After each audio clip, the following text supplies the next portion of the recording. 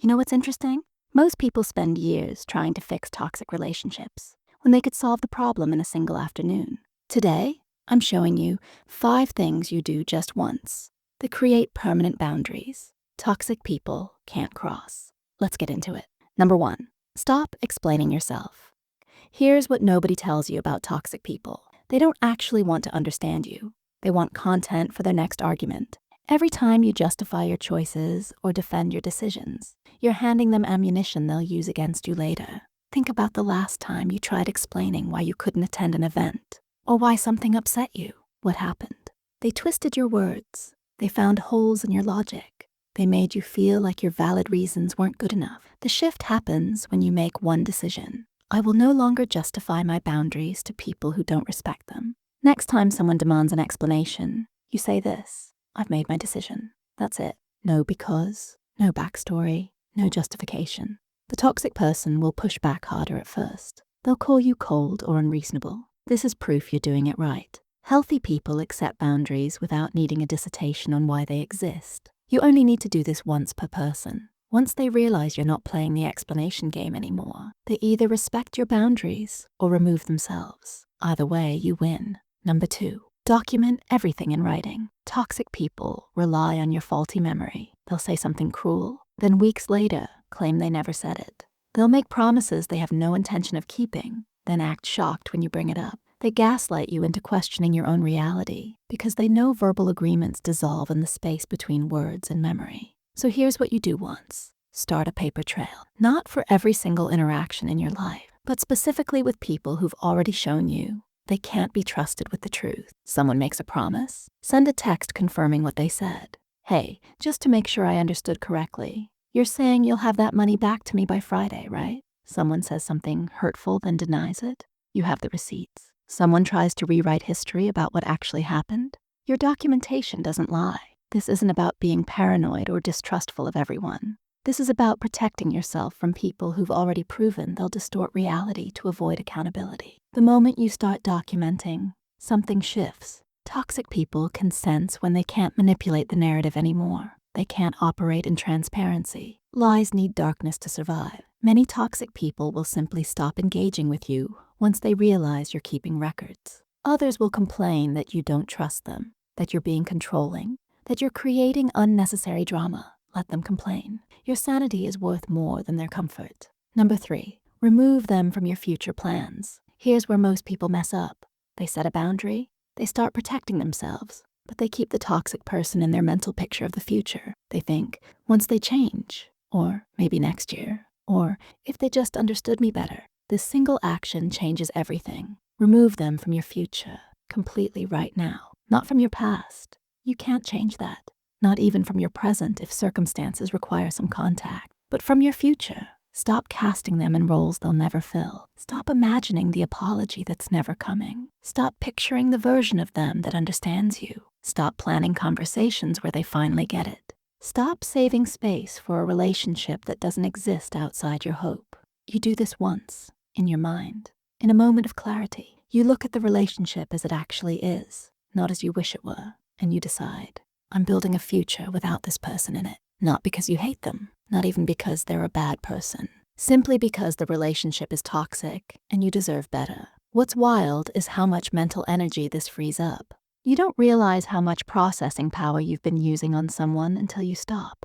All those imaginary conversations, all that emotional preparation for encounters that haven't happened yet, all that hope mixed with dread, it just stops. Toxic people often sense this shift without you saying a word.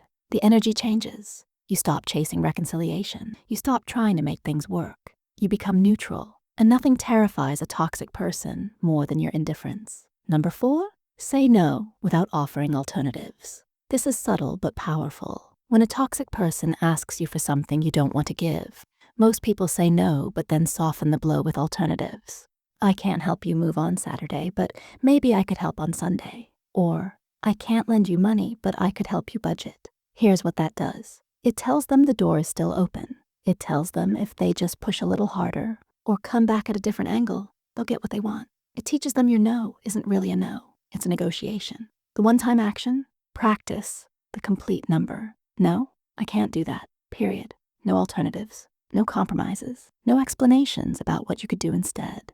This feels harsh at first, especially if you're naturally helpful. But here's the truth. Offering alternatives to toxic people isn't kindness. It's self-sabotage. You're not protecting the relationship. You're prolonging your own discomfort. Healthy people hear no and move on. They might be disappointed, but they respect it. Toxic people hear no and see a challenge. They'll negotiate, guilt trip, or manipulate until your no becomes a yes. The only way to stop this pattern is to make your no a wall they can't climb. The first time you do this, expect backlash. They'll call you selfish. They'll bring up everything you've ever done wrong. They'll tell others you're being difficult. Let them. Their reaction is proof you needed the boundary in the first place. Number 5, stop rewarding bad behavior with your attention.